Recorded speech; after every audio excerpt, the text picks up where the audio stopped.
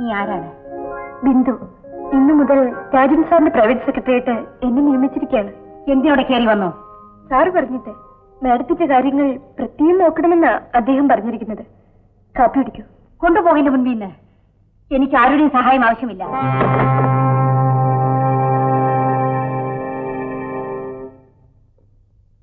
എന്റെ ഭാര്യ ഒരു പ്രത്യേക സ്വഭാവക്കാരിയാണ്. കാരണമില്ലാതെ വഴക്കുകൂടും, ചിലപ്പോൾ കരയും. ഞാൻ മരിച്ചുപോയി എന്ന വിശ്വാസം അവളുടെ മനസ്സിനെ ആകെ തളർത്തിയിരിക്കും. അവരെ കണ്ട ഉടനെ എനിക്കത് മനസ്സിലായി. എന്നോട് വളരെ റഫായിട്ടാണ് അവർ പറയുന്നത്. അതാണ് ഞാൻ പറഞ്ഞത്, വളരെ കരുതി വേണം ഇവിടെ കഴിയാൻ. എപ്പോഴാണ് എന്താണ് സംഭവിക്കാന്ന് പറയാനാവില്ല. ഇത്രയേറെ തെളിവുകൾ ഉണ്ടായിട്ടും അവരെന്താണ് സാറിനെ ഭർത്താവായി അംഗീകരിക്കാത്തത്? അതാണ് ഇപ്പോൾ എന്റെ ഏറ്റവും വലിയ ദുഃഖം. ഒരു പ്രത്യേക സാഹചര്യത്തിൽ 5 വർഷക്കാലത്തോളം അവൾക്കൊരു കത്തയക്കാൻ പോലും എനിക്ക് കഴിഞ്ഞില്ല. അതിന്റെ പരിഭവമായിരിക്കുമെന്നാണ് ഞാൻ ആദ്യം വിചാരിച്ചത്. അത് പോട്ടെ. മിസ് ബിന്ദുവിന് താമസിക്കാൻ എന്റെ മുറിയുടെ എതിരെയുള്ള മുറി അറേഞ്ച് ചെയ്തിട്ടുണ്ട്. എന്തെങ്കിലും ആവശ്യമുണ്ടെങ്കിൽ പറയണം. Thank you sir.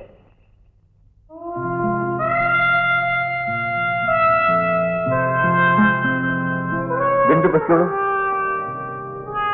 Just a minute.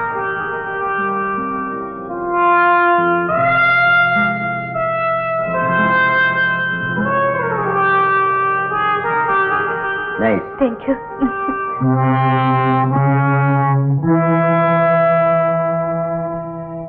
ഇങ്ങനെ ഒരു കേസ് എന്റെ അനുഭവത്തിൽ ആദ്യമായിട്ടാണ് ഉണ്ടാകുന്നത്. മരിച്ചുപോയാൽ തിരിച്ചു വരിക, ഭർത്താവാണെന്ന് അവകാശപ്പെടുക, ഭാര്യ നിഷേധിക്കുക. അവരുടെ ഭർത്താവ് മരിച്ചുപോയി എന്നാണ് ഞങ്ങളൊക്കെ കേട്ടിട്ടുള്ളത്.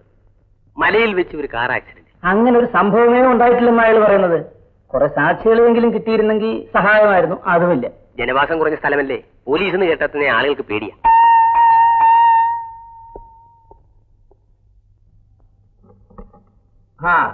ഞാൻ നിങ്ങളെക്കുറിച്ച് സംസാരിച്ചുകൊണ്ടിരിക്കുകയായിരുന്നു. ഇത് മിസ് ജയൻ, എന്റെ അടുത്തൊരു സുഹൃത്താ. നമസ്കാരം. എനിക്ക് ഗോപിയോട് മാത്രമായി കുറച്ച് സംസാരിക്കാനുണ്ട്. എന്നാ ഒരു കാര്യം ചെയ്യാം, നമുക്ക് വൈകുന്നേരം കാണാം. വൈകിട്ട് ഓഫീസിൽ വരുമല്ലോ. വരാം. ശരി, ഇറങ്ങട്ടെ. ഇരിക്കൂ. ഞാൻ പോകുന്നതിന് ശേഷം വിശേഷം വല്ലതും ഉണ്ടായോ? അയാൾ വീട്ടിൽ സെക്രട്ടറി വരുത്തിയിരിക്കുന്നു. പുതിയ ജോലിക്കാരെ നിയമിച്ചിരിക്കുന്നു. ഒരു രാത്രി കൊണ്ട് എനിക്കാകെ ഭയം തോന്നുന്നു ഗോപി. അയാൾക്ക് വ്യക്തമായി എന്തോ ഉദ്ദേശമുണ്ട്. ഭർത്താവിന്റെ ഫോട്ടോ വല്ലതും കയ്യിലുണ്ടോ?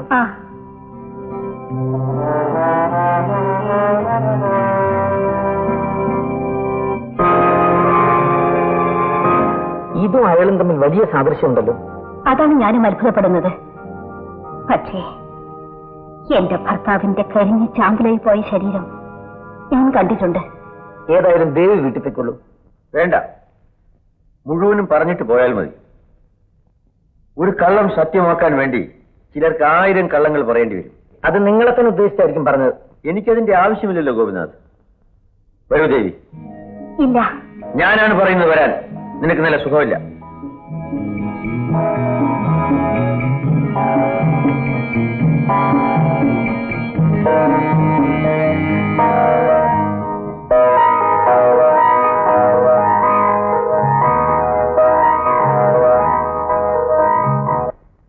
ഭർത്താവിനെ അനുസരിക്കേണ്ടത് ഭാര്യയുടെ ചുമതലയാണ്.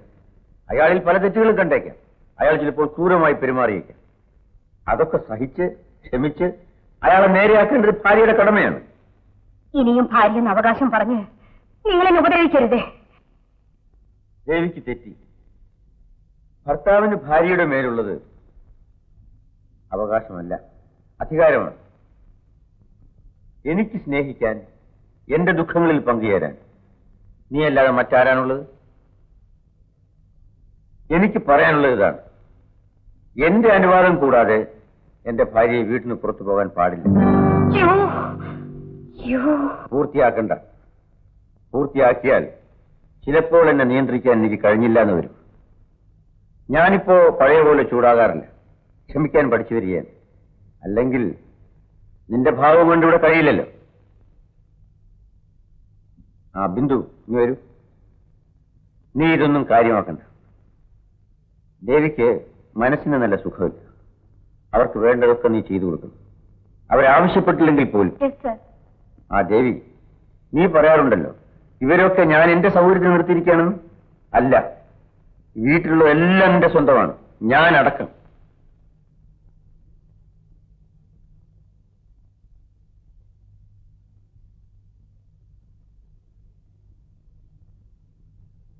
നീണ്ട 5 വർഷങ്ങൾക്ക് ശേഷം നിന്റെ കിടക്ക പങ്കിടാൻ ഇന്ന് രാത്രി ഞാനും ഉണ്ടാകും.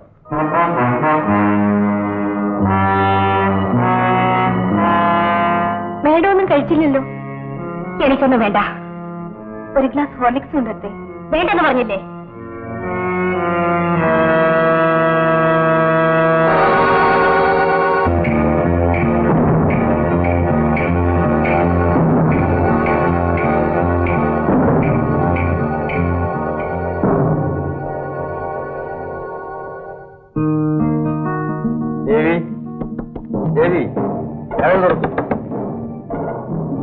എന്റെ ക്ഷമയ്ക്ക് ഒരു അതിരുണ്ട്.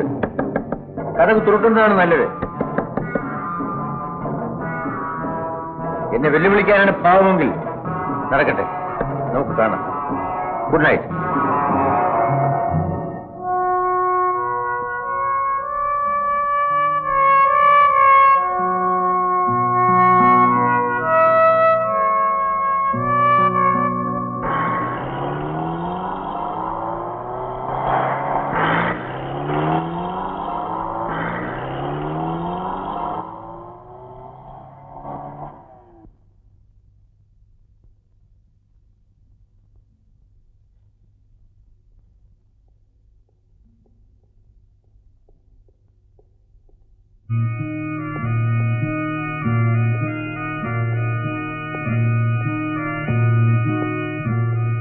മിസ്റ്റർ ഗോവിന്ദാഥ് ഇരിക്കൂ. ഞാൻ എഴുന്നേൽക്കാൻ അല്പം വൈകിപ്പോയി. പിന്നെ എന്താ പ്രത്യേകിച്ച്? പ്രത്യേകിച്ചൊന്നുമില്ല. അത്ഭുതങ്ങൾ നടക്കുന്ന സ്ഥലമല്ലേ, പുതുതായിട്ട് എന്തെങ്കിലും ഉണ്ടോ എന്ന് അറിയാവുന്ന കരുതി. ഓ, മറന്നുപോയി, ഇരിക്കൂ. ഞാൻ പുതുതായി ഒരു സെക്രട്ടറിയെ നിയമിച്ചു, ഒരു കൊച്ചു പെണ്ണ്. ബിന്ദു, പല കാര്യങ്ങളും ഞാൻ മറന്നുപോകുന്നു. പ്രധാനപ്പെട്ട കാര്യങ്ങളെങ്കിലും ഓർമ്മിപ്പിക്കാൻ ആരെങ്കിലും വേണ്ടേ? ഇത് ബിന്ദു. ബിന്ദു, ഇതെന്റെ ഒരു സുഹൃത്ത്, സോറി, എന്റെ ഭാര്യയുടെ ഏറ്റവും അടുത്ത സുഹൃത്ത്, DYSP ഗോപിനാഥ്. ഹലോ. ഒരു സെക്രട്ടറി വെക്കാനുള്ള തിരക്ക് ഇപ്പൊ നിങ്ങൾക്കുണ്ടോ? മിസ്റ്റർ ഗോപിനാഥ്, നിങ്ങൾക്ക് മനസ്സിലാകാഞ്ഞിട്ടാണ്. എന്റെ ടെൻഷൻ ഞാൻ പുറത്ത് കാണിക്കാറില്ലെങ്കിലും, എന്റെ സ്ഥാനത്ത് നിങ്ങളായിരുന്നെങ്കിൽ 10 സെക്രട്ടറിമാരെ വയ്ക്കുമായിരുന്നു. എസ്റ്റേറ്റ്, കൃഷി, അതിനൊക്കെ പുറമെ ഞാൻ പുതുതായി തുടങ്ങാൻ പോകുന്ന ഫാക്ടറി, ഇതിന്റെ ഒക്കെ ചുമതല ഞാൻ ഏറ്റെടുത്തിരിക്കില്ലേ? ഇതിനൊക്കെയുള്ള സ്വാതന്ത്ര്യം ദേവി നിങ്ങൾക്ക് തന്നിട്ടുണ്ട്. സ്വാതന്ത്ര്യം എന്തിന്? മിസ്റ്റർ ഗോപിനാഥ്, എന്റെ ഭാര്യയ്ക്ക് അല്പം വിശ്രമം കൊടുക്കേണ്ടത് എന്റെ കടമയല്ലേ? പോലീസ് ഡിപ്പാർട്ട്മെന്റിൽ കല്യാണം കഴിക്കാത്ത പിള്ളേരെ ഉൾപ്പെടുത്തിയാൽ ഇതാണ് കുഴപ്പം. ഭാര്യാഭർത്തൃ ബന്ധം എന്താണെന്ന് ഇവർക്കറിയില്ല. മിസ്റ്റർ രാജൻ, ഞാൻ തമാശയ്ക്ക് വേണ്ടിയല്ല ചോദിച്ചത്. ഈ വീട്ടിൽ പഴയ കുറെ ജോലിക്കാരുണ്ടായിരുന്നു. ഒരു രാത്രി കൊണ്ട് അവരെ കാണാതായി. ഇപ്പൊ നിങ്ങൾക്ക് സെക്രട്ടറിയായി, പുതിയ ജോലിക്കാരായി പലരെയും നിയമിച്ചു, ദേവിയുടെ അനുവാദം കൂടാതെ. ബിന്ദു, പോയി ചായ കൊണ്ടുവരാൻ പറയും.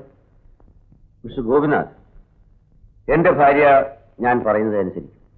ഞാൻ മരിച്ചുപോയി എന്നവൾ പറയുന്നുണ്ട്, ഇപ്പോഴും പറഞ്ഞുകൊണ്ടിരിക്കുന്നുണ്ട്. I think that's a mental case. അത് നിങ്ങൾ അത്ര സീരിയസ് ആയി കണക്കാക്കണമെന്നില്ല. നമുക്ക് വേറെ വല്ലതും സംസാരിക്കാം. ഇപ്പോഴത്തെ രാഷ്ട്രീയത്തെ പറ്റിയോ സിനിമയെ പറ്റിയോ? കള്ളമാണ് ഗോപി, പച്ചക്കള്ളം. എന്റെ സ്വത്തുക്കൾ കൈക്കലാക്കാൻ അയാൾ കെട്ടുന്ന വേഷമാണിതൊക്കെ. പക്ഷേ തെളിവുകളെല്ലാം അയാൾക്ക് അനുകൂലമാണല്ലോ. അയാൾ ഇവിടുന്ന് പോയ തീയതി, സിംഗപ്പൂരിലേക്കുള്ള പാസ്പോർട്ട്, വിസ, ഇതെല്ലാം കണ്ടില്ലെന്ന് വയ്ക്കാൻ പോലീസിന് പറ്റൂ. നിങ്ങൾക്ക് തെളിവുകളാണ് ആവശ്യം, സത്യമല്ല. ഹൃദയമെടുത്ത് പുറത്ത് കാണിച്ചാലും നിങ്ങൾക്ക് മനസ്സിലാവില്ല. വിഷമിക്കരുത്. ദേവി പറയുന്നതാണ് സത്യമെങ്കിൽ തീർച്ചയായും അയാൾ ആരാണെന്ന് ഞാൻ കണ്ടുപിടിക്കും. അതുവരെ ജയിക്കാവുന്നിടത്തോളം ജയിക്കട്ടെ. ഏതായാലും അയാളുടെ പുറകെ ഒരു നിഴലായിട്ട് എപ്പോഴും ഞാനുണ്ടാവും. ഞാൻ വരട്ടെ.